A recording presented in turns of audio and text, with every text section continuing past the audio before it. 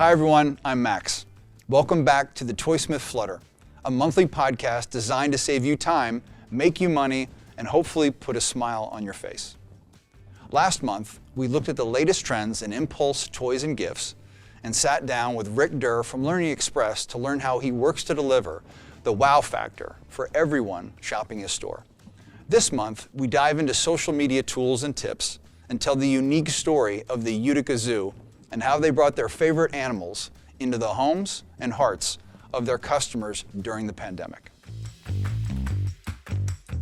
So, you're a small independent business and you've got this social media thing pretty well down. You make great content, you get great feedback from your customers, and have even been growing your followers and friends. Great job. At the same time, you want to make sure you look your best and put your business in the best light you can. Now what? Well, we asked Matt Gore from Night Glass Media to sit down with us and give us the latest tools and tips on how to make sure the content you create is as impactful as possible. Don't be scared. We asked Matt to give us an overview that features a good, better, and best strategy when it comes to tools and equipment. Matt, take it away. Thanks, Max. I'm Matt Gore with Night Glass Media Group, and let's jump right in. You know, being in the video business for 35 years now, I can't believe I'm going to say this, but to get started, all you need is an iPhone 12 Pro or newer model. You want the model with the 3 lenses on the back. No need for the 12 Pro Max model unless you're a real gear geek like me. These cameras continue to amaze me with their ease of use and quality that can be achieved with just a little practice. Now, the next 2 items are a toss-up for me as to which one is most important. I think you need both, but if you're looking at steps, here goes. Add an external mic to your new iPhone 12 Pro. You know, what makes most social media videos so underwhelming is the fact that so often the room noise combined with the simple built-in mic from the phone makes the audio really hard to hear clearly. Adding an external mic will really make an improvement here. Now, I prefer a lavalier mic for presenters or interviews. Now, if your content is more active in terms of movement, a good external mic attached right to the phone might be a good choice. Capturing good audio with your video is a game changer. Next, let's get some light on the subject. You can choose one of the new ring lights that have become so popular or a couple of small LED lights. Adding some lights to your shot will really make a difference in the image quality. And if you're capturing content inside a building or office, I've almost never experienced a situation where some extra light doesn't improve the picture. So to recap some hardware choices, go get that iPhone 12 Pro or newer, then add an external mic and some LED lights and get to work. Great tips, Matt. Now that I've got the right equipment, what are some of the best-in-class ways to optimize the way I shoot my content? Well, Max, the good news is that making your social media videos a lot better immediately is really easy. If we can eliminate some of the common no-nos, you're going to be off to the races. First, do not use the zoom feature on your iPhone camera to get closer to your subject. Your camera is always going to be the most stable with the best picture quality at its widest zoom. Now, the iPhone 12 Pro has a super wide-angle lens, the 0.5x option, but you actually have to select it. So just use the 1x lens that naturally comes up when you open the camera app. If you want a closer shot of your subject, simply get closer to them. I will say that the new iPhone cameras have some nice lens effects built right in, and I would encourage you to experiment with those features, but try not to zoom in with any of them. The picture will suffer and it'll be twice as shaky if you're zoomed in. Now, speaking of shaky, you can fix that altogether by adding a tripod to your gear. If you're doing interviews or testimonials with customers, a tripod ensures a nice stable shot that looks much more professional. Next, remember that most social media is being viewed on mobile devices, so try to capture mostly nicely composed medium and close-ups. It's hard to see any detail on big wide shots of rooms or products when viewing on those really small screens. And as you know, we don't have much time to really capture a viewer's attention. Lastly, I get asked often, should I record my videos in portrait or landscape mode? Well, as a video guy, I really prefer landscape because that's how we watch television. But I will say, consider your platform. If you're using Facebook, Instagram, or TikTok as your primary platform for video, go ahead and use the portrait or vertical mode. If you're using YouTube or similar platforms as part of your plan, I'd say use the traditional landscape format. I do think you should pick a style and stick with it.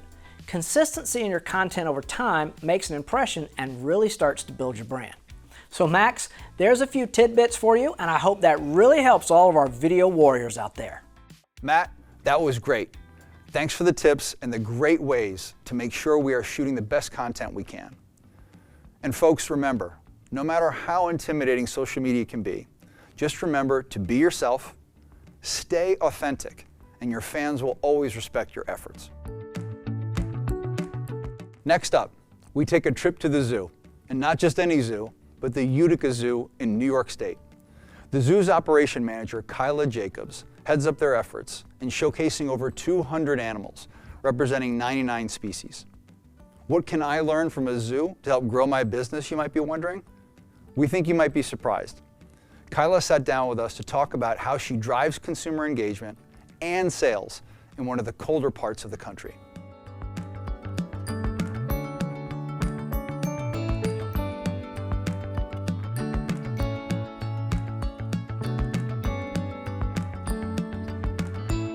On the merchandise side is being adaptable and reaching out to new vendors, reaching out and finding new products from vendors that you've already utilized.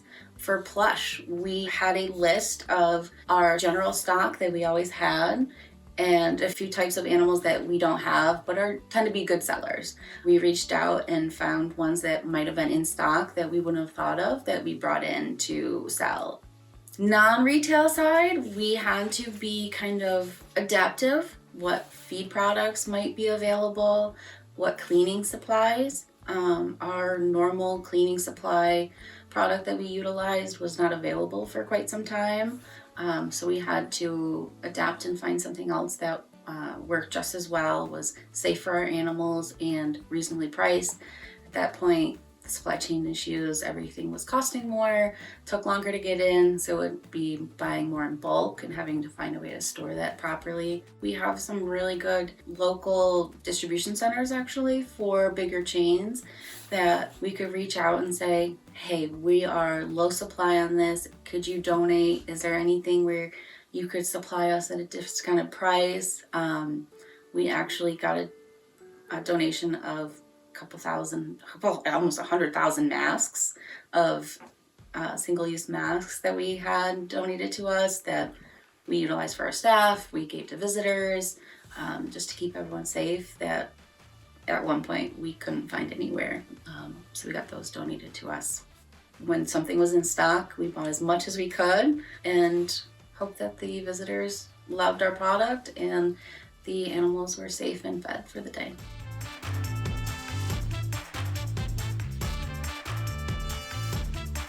Sustainable products.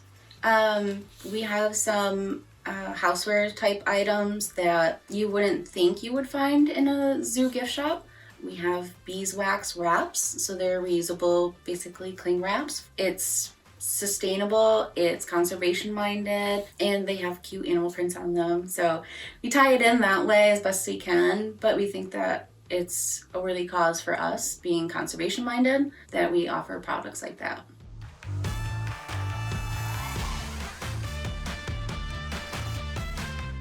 I think we've been able to connect with our community partners a little bit better. Now that we do have Zoom, so accessible to everyone. Everyone's well in tune with how it works and programs like Zoom. We now can take a meeting that might have been really hard to set up based on scheduling, but we can fit it in because we can do it from our desk.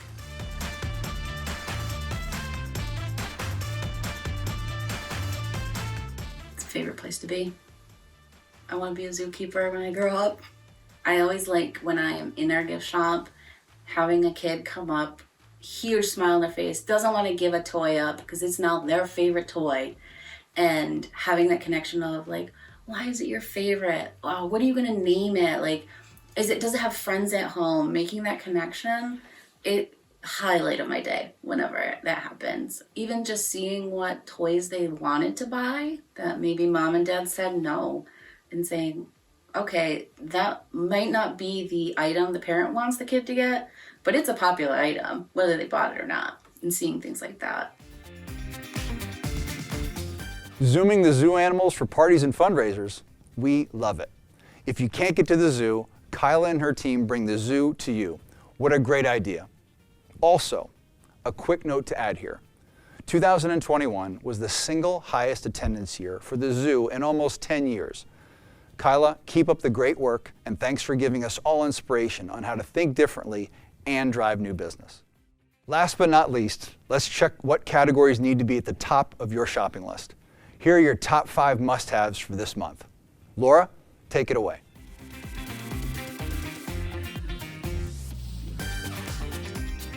Hi everybody, it's me again.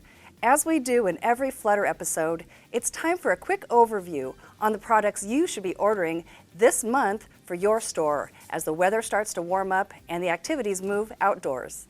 Will you be setting up a 4th of July vignette in your store? If so, don't forget these delightfully red, white, and blue options, including the Evergreen Classic, Balancing Eagle, and the ginormous Hatch and Grow Eagle. Have you discovered the new Outdoor Discovery line yet? Well, this colorful walkie-talkie set is the perfect way to introduce new ways to explore outdoors to your customers. And remember, for every Outdoor Discovery item that is purchased, Toysmith donates a portion of the proceeds to the Greening Youth Foundation, whose mission is to engage young adults and connect them with nature. I love looking for rainbows at this time of the year. And with this hands-on Color Lab Mixer activity set by 4M, kids can create a rainbow of fun by experimenting with 18 different color and light activities and water science tricks. And like all of the 4M Kids Labs activity kits, learning is fun in these affordable and all-inclusive kits.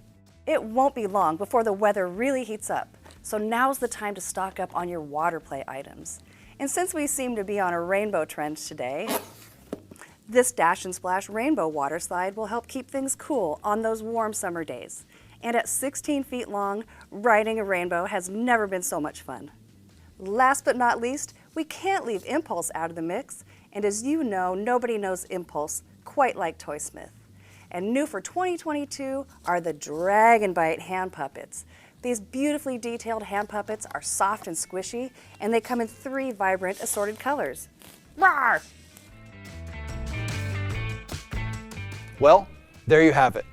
Look in the comments below on how to order, and remember to subscribe to our YouTube channel and hit the like button to make sure you don't miss out on any new content.